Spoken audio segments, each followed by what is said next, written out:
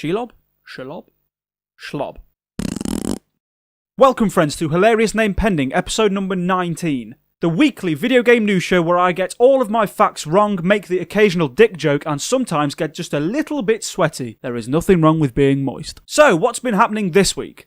Well, We Happy Few is growing. Creepy survival horror game and one-time Xbox exclusive We Happy Few is now getting a full retail release across multiple platforms. Yes, the pill-popping survival horror has been picked up by publisher Gearbox and as such has shifted gear, excuse the pun, from indie darling to a full-price AAA experience. In a lengthy blog post on their website, developer Compulsion Games explained in great detail what exactly this means for We Happy Few, and how getting into bed with Gearbox has widened its legs.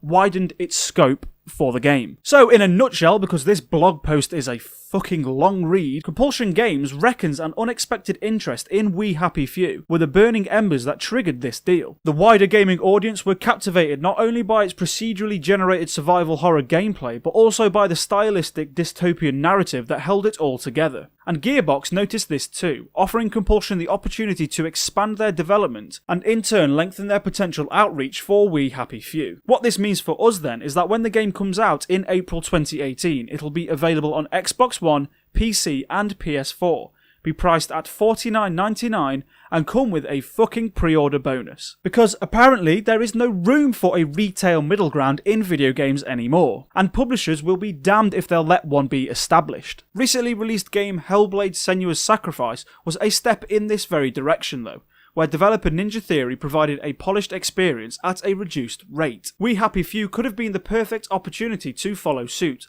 and fertilise that middle ground even further, continuing to solidify that space between indie and AAA development. But why does the existence of a middle ground for video games to exist in even matter? Well, its existence diversifies both the creation and consumption ends of the industry. It presents another category of game for the consumer to explore, whilst also providing a stage for a different kind of developer to work within. One that doesn't have the performance pressures of AAA expectations, but one that also has extra financial backing to ease the restrictions of independent development. And in case you haven't noticed, that's worked pretty fucking well for Hellblade so far. Now, all of this isn't to disparage the potential that We Happy Few or Compulsion Games has, because both have that in spades. But to flip the switch and ask people to pay $49.99 for a game that would have been flirting around the $15.99 mark is a bit of a kick in the ballsack, and ultimately it misses the opportunity to make the gaming landscape a touch more colourful in what it can offer gamers. Shelob is evolving. Shadow of War, the hotly anticipated and awfully titled sequel to sleeper hit Shadow of Mordor, had a new trailer this week. This new trailer revealed that Shelob, the gruesome, terrifying, gargantuan spider that tries to eat Frodo's nutsack,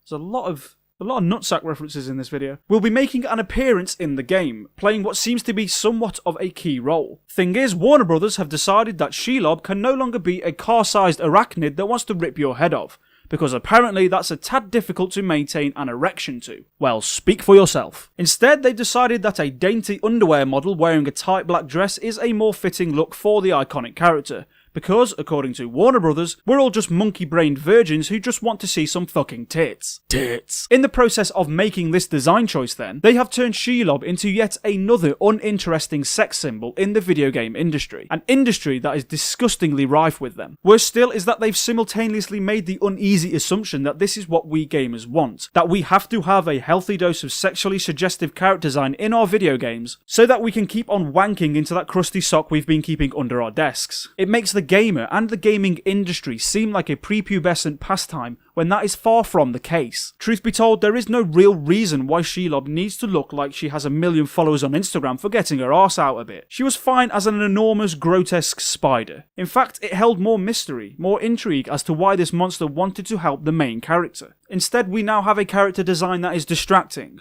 boring, uninspired, and paints a picture of the gaming community that presents us as complete fucking pigs. So well done, Warner Brothers, well done for squandering the opportunity to do something just a little bit different, and instead offering up more ammunition to the likes of those feminist frequency arsewipes who think it's immoral to even look at a woman. Mike Biffle surprises everybody. Mike Biffle, the all-round genius and developer of such indie hits as Thomas Was Alone and Volume, has been a little bit clever once again. This week he surprised us all when he announced his new game and then released the thing just 5 minutes later. Titled Subsurface Circular and labelled as a Biffle short, this narrative-driven text adventure appeared on Steam this week for the humble price of just £4.76. Subsurface Circular is set 50 years into the future, placing a robot detective at the centre of its narrative and taking place entirely in a single train carriage. Much like Biffle's other outings, this game also brings up philosophical questions surrounding AI and robotics, and the effects such tech may have on our existence. Speaking of the game's length to Eurogamer, Mike Biffle had this to say: Cheese unquote. A game that respects the audience time was a big part of doing this. It was just us thinking, well, those 5 games on the shelf you're never going to finish, even though you like them, just because they take so damn long to get through. Whereas making something that was a single or maybe a couple session game, you could see the end of, and get the full experience we created. That was appealing to me. End the cheese on the quote. And I agree with that sentiment entirely. I myself am a busy boy and simply don't have enough time to sink 40 or 50 hours into a video game to see it to its final conclusion. I much prefer games to be short, succinct, to the point and a tad experimental. Subsurface Circular ticks all of those boxes, pushing the medium just a little bit whilst letting me get through the entire game in about the time it'll take me to sink about 2 or 3 pints. So cheers mate, cheers for sorting out my Saturday night. You're a lad. Complete lad. Lad. What a sad little life I lead. And that's it, folks. That is the news. That's all that happened this week that was worth talking about. But, as you well know, this show, Hilarious Name Pending, episode number 19, is far from over. We have a very, very special segment coming up. It is now time for the world famous Take My Breath Away, the world's worst list of upcoming video game software, read to you in just one breath. Are you ready? 4. Brilliance. Coming August 22nd, Thimbleweed Park, a pixelated murder drama that's finally made its way to PS4. Also coming August 22nd, Telltale's Guardians of the Galaxy. Yet more opportunity for Telltale to disappoint us by letting us make choices that don't actually count for shit. Coming August 22nd, The Escapist 2, a prison escape sim that'll frustrate the balls off you and probably give Rolf Harris PTSD. And finally, going August 22nd, Uncharted The Lost Legacy. More Uncharted adventures, this time with less dicks and more tits. Told you I'd get sweaty. And there we have it, my friends. Hilarious Name Pending, episode number 19. Claggy. That is how I feel right now. In my balls. In my undercarriage. Claggy. What did you think of We Happy Few's announcement? What do you make of Shelob's character design? Think Mike Biffle is a goddamn genius too? Come let me know in the comments down below or over on